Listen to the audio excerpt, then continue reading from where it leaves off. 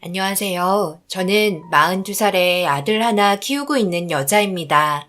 정신없이 하루 일과를 보내고 집에 들어와 피곤한 몸을 눕히며 잠을 청하려 하는데 그날의 사건이 아직까지 눈에 아른거리고 한참 동안 뒤척이다가 결국 잠이 오지 않아 이렇게 컴퓨터 앞에 앉았습니다.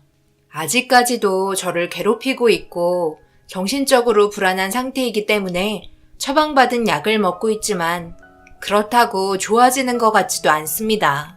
시간이 해결해 줄 거라 생각하지만 워낙 큰 충격을 받아 그 기간이 오래 걸릴 것 같네요. 벌써 1년이라는 시간이 지났습니다. 남편과 결혼한 지 현재 10년 차가 되었고 그 10년이라는 세월이 정말 정신없이 지나간 것 같습니다. 먹고 살겠다고 별의별 일은 다 하면서 발버둥 쳤으니까요.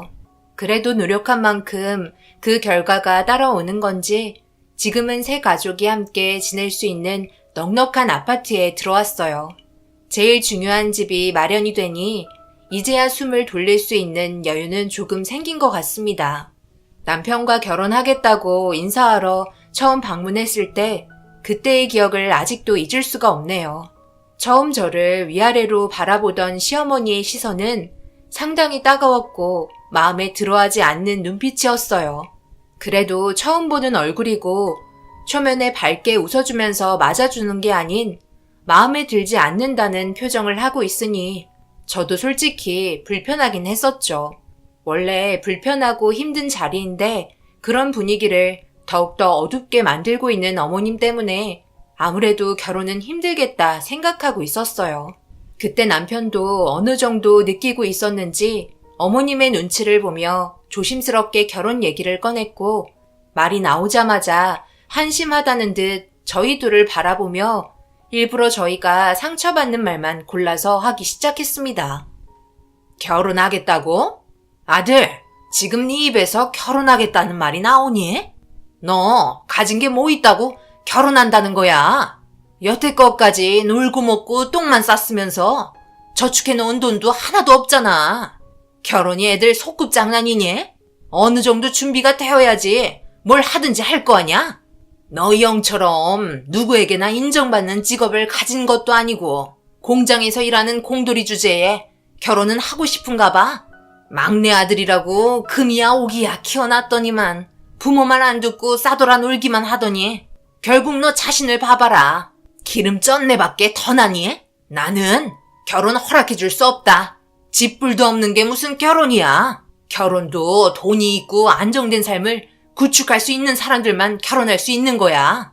사랑이 밥 먹여주는 줄 아니? 나 봐봐라. 너희 아빠랑 지금 각방 쓰고 살고 있다. 늙으면 마음 안 맞아 각방 쓴다. 사랑은 몇 년이면 사그라들고 현실에 부딪히게 되어 있어. 아직도 현실 감각이 떨어지니? 결혼하겠다고 인사 왔는데 이런 말 했다고 서운해하지 말고 너희들 가진 돈 가지고 결혼? 나는 반대한다. 말은 바로 하셔야죠. 제가 공돌이가 되고 싶어서 그런 거예요? 정말 말 웃기게 하시네.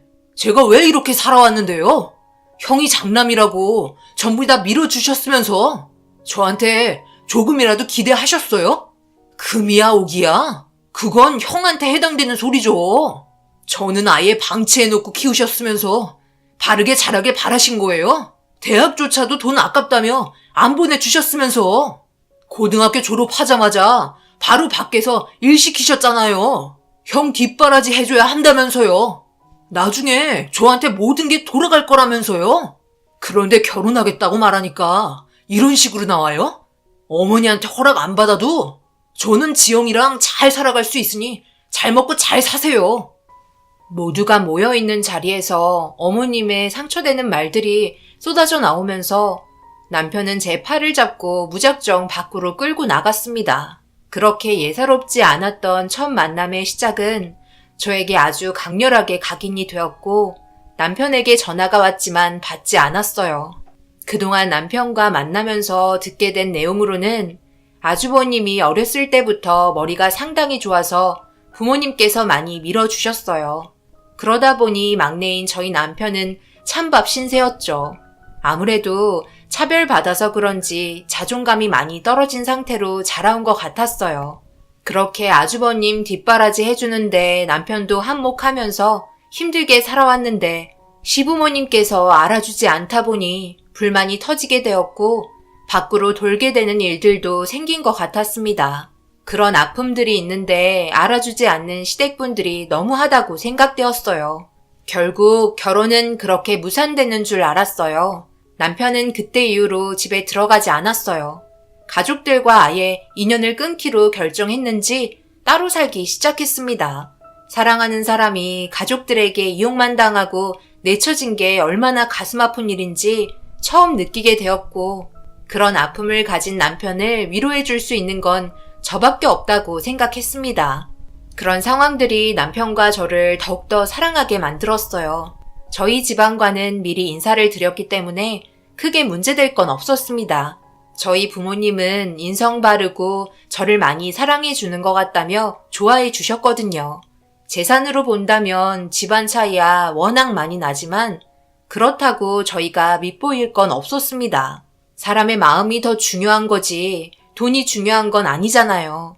결국 다시 시댁에 들어가기 전에 남편은 이번에도 또다시 상처되는 말을 한다면 그때는 정말 아예 인연을 끊겠다는 말이 나왔고 저희는 들어가기 싫은 그곳에 다시 들어갔습니다.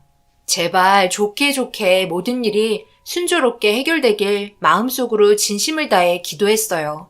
현관을 들어서니 거실에 시부모님과 아주버님, 형님이 자리에 앉아 계셨고 모두들 저희를 바라보며 침묵을 유지하고 계셨습니다. 그간 네가 뒤에서 얼마나 많이 노력했는지 우리가 모르는 거 아니다. 하지만 부모가 쓴소리 할 수도 있는 거지.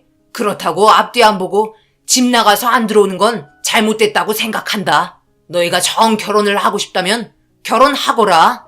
하지만 우리가 너한테 금전적으로 도움을 주거나 그 어떤 거라도 기대하진 않았으면 좋겠다. 솔직히 새아가라고 해도 되겠니?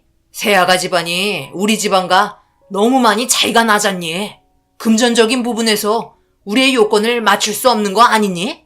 그러니 받지도 않을 테니 주지도 않겠다는 소리야. 결혼식까지만 어느 정도 선에서 도와줄 거니까 알아서 잘 살아보길 바란다. 그래도 판사 집안 타이틀은 가져가잖아. 그거면 된 거지 뭘 바래? 한간 것도 아닌데 시간까지 내야 하고 우리 큰아들이랑 큰며느리가 시간이 얼마나 없는 줄 아니? 둘 다 판사라 그런 쓰잘머리 없는 곳에 시간 쓰는 게 얼마나 아까운데. 이번 한 번만 참기로 했으니까 앞으로는 조용히 살 수 있겠지? 제발 뭐 하겠다는 말 안 했으면 좋겠다.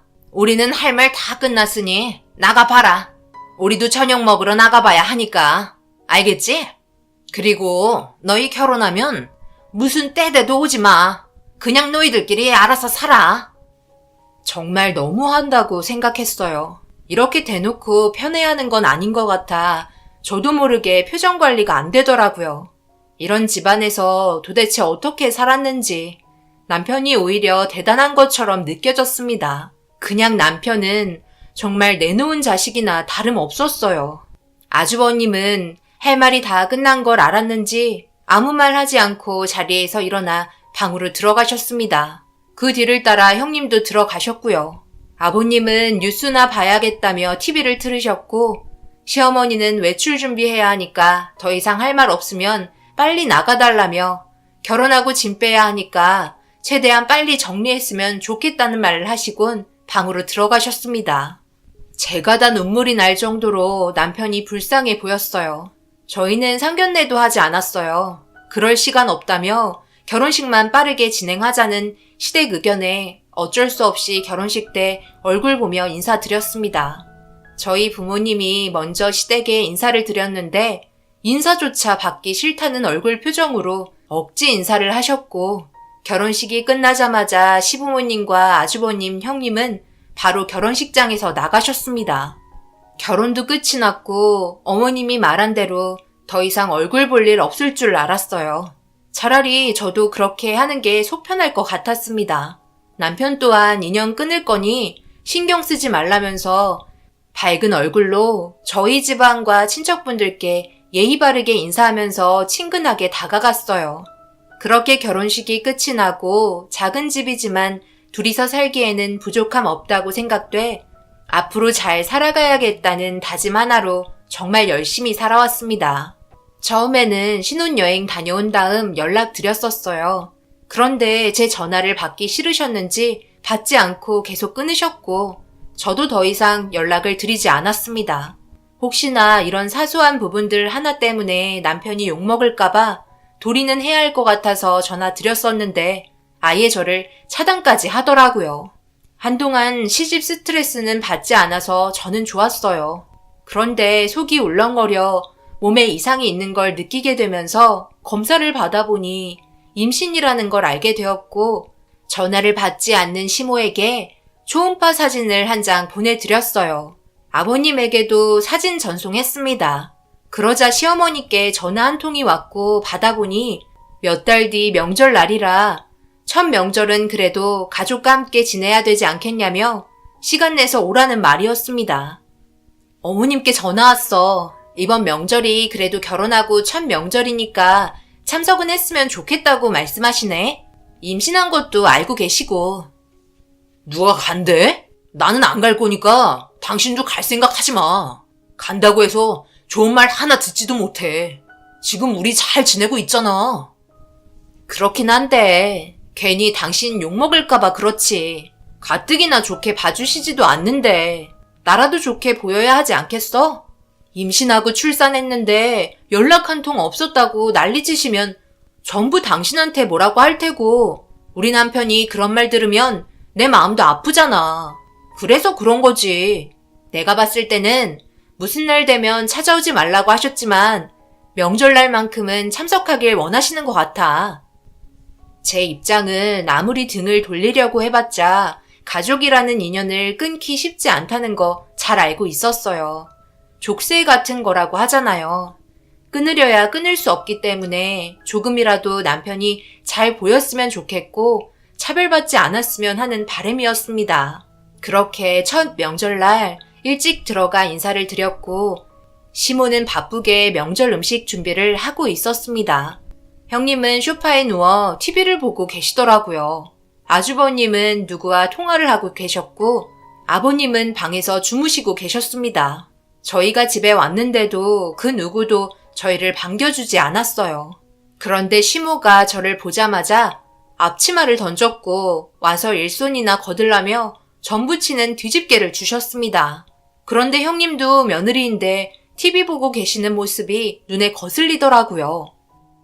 왜?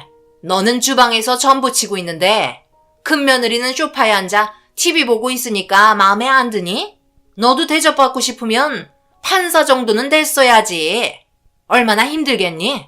너는 그냥 자리에 앉아 아무 생각 없이 키보드나 두들기며 월급 받지만 판사는 그렇지 않다는 거 잘 알고 있지? 이럴 때라도 쉬어줘야 일을 할 수 있는 거야. 너랑은 차원이 달라. 그러니까 불만 가질 생각할 시간에 전이나 하나 더 붙이거라.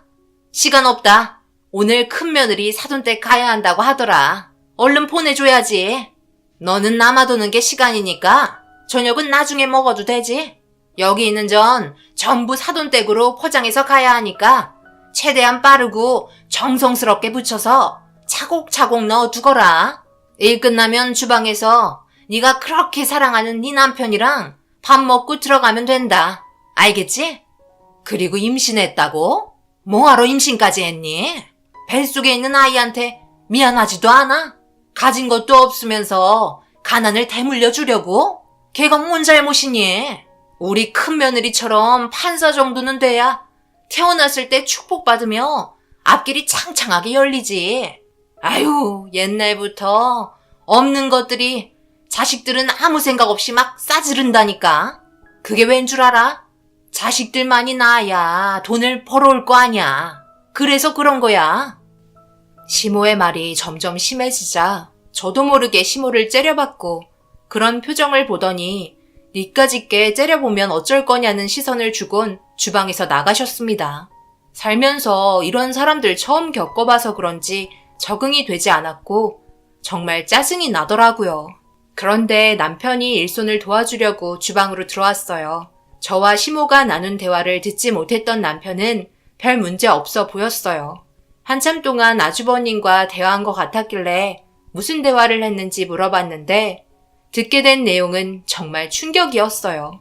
여태까지 자기가 잘해서 여기까지 온 거지 남편 도움을 받아서 판사가 된 건 아니라며 남편이 도움 준 거에 대해 자꾸 언급하지 말라며 한참 동안 아주버님은 남편에게 집안 분위기 망친다며 훈계를 하고 있었던 거였고 결혼을 하고 며느리로서 이건 아닌 것 같아 뒤집개를 강하게 바닥으로 내리쳤고 제가 씩씩거리자 모두들 놀란 듯 저를 이상하게 바라보고 있었습니다.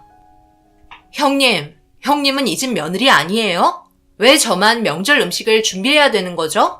친정 갈 때 싸갈 음식을 왜 제가 만들어야 하냐고요? 참 명절이라며 살살 굴려 저희 불러놓고 일 시켜 먹으려고 한 거예요? 같이 명절 보내는 거면 서로 도와가면서 해야지. 불공평하게 누구는 소파에 누워서 TV 보고 누구는 방에 들어가 자고 있고 누구는 자기 판사인 게 자랑인 것 마냥 함부로 훈계하고 있고 누구는 임신한 거 가지고 생각 없다며 한심하게 쳐다보고 있는 이런 게 가족이에요? 이런 식으로 왜 명절을 보내야 하는 건데요? 저도 정말 참다 더 이상은 못 참겠네요. 정식으로 저희 남편과 결혼했고 이 집 며느리니 저도 할 말은 할 수 있다고 생각해요. 그럼 너는 나한테 장 봐서 고생했다고 용돈이라도 얹어줬니? 우리 큰 며느리는 나한테 현금으로 아주 두둑하게 고생했다며 용돈도 줬는데 너는 나한테 뭘 줬냐고.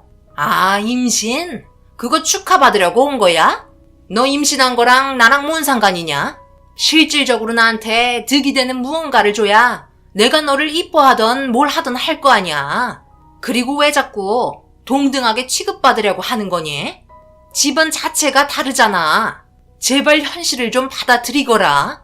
너희 집안이 강남 재벌 정도 된다면 내가 떠받들 수 있겠지. 명절이라고 용돈 지어주지도 못하면서 사랑받고 싶다는 그런 못된 심보 좀 버리거라. 아유, 됐다. 너희 필요 없으니까 당장 나가. 더 이상 저희와 연락 안 하셨으면 좋겠어요. 저희도 다시는 연락하지 않을게요. 앞으로 서로 모른 척하고 그냥 살아요. 이렇게 사는 게 도대체 무슨 의미예요? 남보다 못한 가족 차라리 없는 게 더 낫겠네요. 여보, 나가자. 다시는 여기에 발도 들이지 마. 더 이상 이런 취급받는 건 아닌 것 같아 남편이랑 짐 챙겨 나갔습니다. 이해할 수 없는 집안과 엮이는 게 싫었고 하대 받으면서 왜 살아야 하는지 납득할 수 없었어요. 한참 동안 분노를 가라앉히지 못해 씩씩거리고 있자 아무 말 없이 제 어깨를 쓰다듬어주며 저를 차에 태웠고 그렇게 집으로 향했어요. 남편은 처가댁으로 바로 가자고 했지만 이런 기분으로 부모님 얼굴 봐봤자 좋은 분위기 만들지 못할 것 같아 그냥 집으로 갔습니다. 시댁 가족분들 손해볼 거 없다는 것처럼 남편과 저에게 전화 한 통 오지 않았고 그렇게 인연 끊고 산 지 10년이라는 시간이 흘렀어요. 얼굴 안 보고 사니까 너무 좋았어요. 남편도 연락하지 않고 인연 끊고 살 수 있어서 지금 이대로가 자기에겐 너무 좋다는 말을 저에게 자주 해줬습니다. 하지만 10년의 공백을 깨고 아주버님이 저희 집으로 찾아왔고 심각한 표정으로 남편을 불러 대화를 이어나갔어요. 남편 또한 얼굴 표정은 당연히 좋지 않았어요. 그리고 알게 된 소식은 충격적이게도 그토록 고약했던 시모가 방광암에 걸렸다는 말을 듣게 되었고 살 날이 얼마 남지 않았다며 병원에서 퇴원 후 집에서 요양하고 있다며 그래도 자식된 도리로서 얼굴은 한번 봐야 하는 게 맞는 거라고 아주버님이 찾아온 거였어요. 하지만 10년 동안 연락 한번 없었으면서 이제 와서 죽을 날 다가오니까 얼굴 보고 싶은 거냐며 돌아가라며 문을 닫았습니다. 남편의 표정은 상당히 복잡해 보였고 그간 분위기 좋았던 저희에게 또 한 번의 고민이 찾아왔어요. 저는 남편이 어떤 결정을 내릴지 몰라 묵묵히 기다려 주었습니다.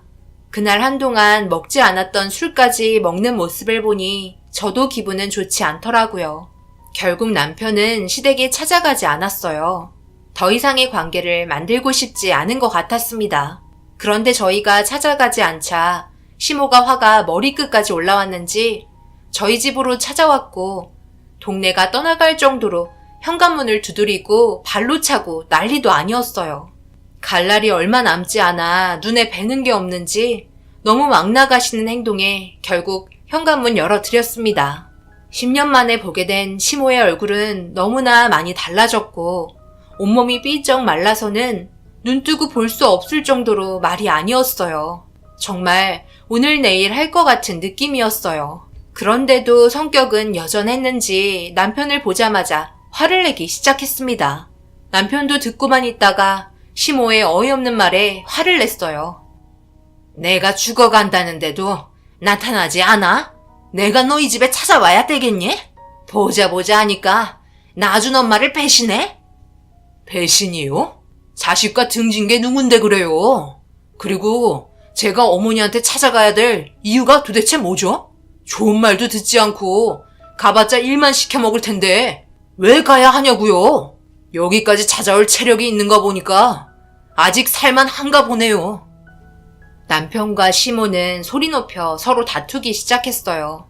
아무래도 시모가 몸이 좋지 않아서 그런지 헐떡거리며 힘들어하고 있었습니다. 그런데 10년 동안 무슨 일이 있었는지 시댁 집안에 문제가 생긴 것 같았어요. 시모는 진정이 필요한지 소파에 털썩 주저앉았고 그동안 무슨 일이 있었는지 급하게 설명을 하기 시작했어요.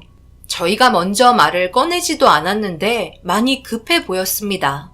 시모는 시아버지와 그동안 살면서 꽤 많은 갈등이 생긴 것 같았어요.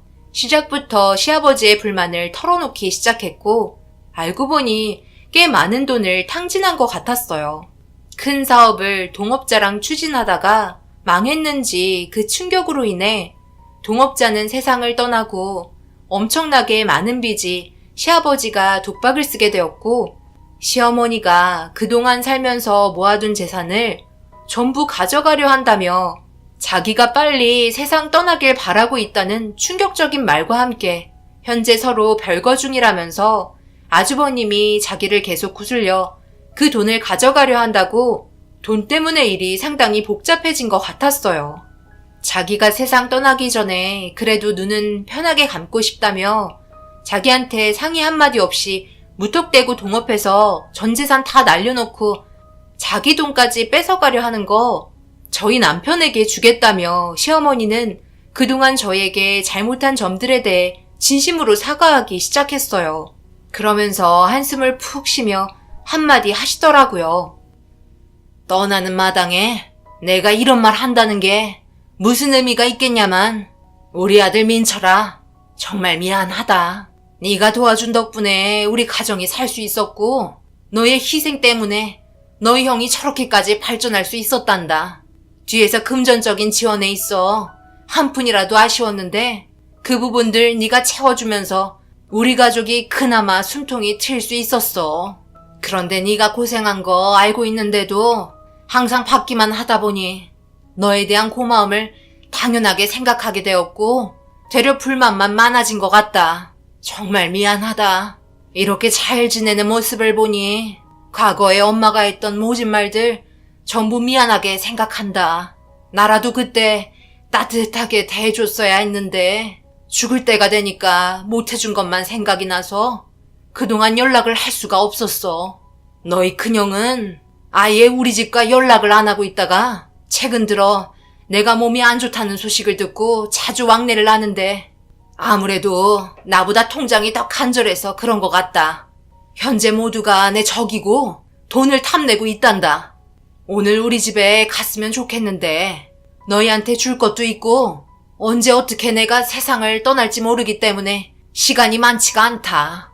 그러니 엄마가 했던 과거의 행동을 모두 잊어버리고 마지막 소원을 들어줬으면 좋겠다. 부탁한다. 너희들이 잘 살아가는 모습을 하늘에서라도 봐야 마음 편히 눈을 감을 수 있을 것 같아서 그래. 시어머니는 자신이 세상을 떠날 시간이 얼마 남지 않았다는 걸 느끼고 계신 것 같았어요. 저희가 봐도 그렇게 보였고 남편은 많은 고민에 빠져 있었습니다. 세상 떠나는 사람 소원 하나 못 들어주나 싶은 마음에 결국 시어머니가 지내시는 집으로 차를 타고 향했습니다. 그런데 시어머니의 핸드폰이 계속해서 울리더라고요. 아버님의 전화였고 돈 때문에 그런다며 급하니까 빨리 가자고 계속 재촉했어요.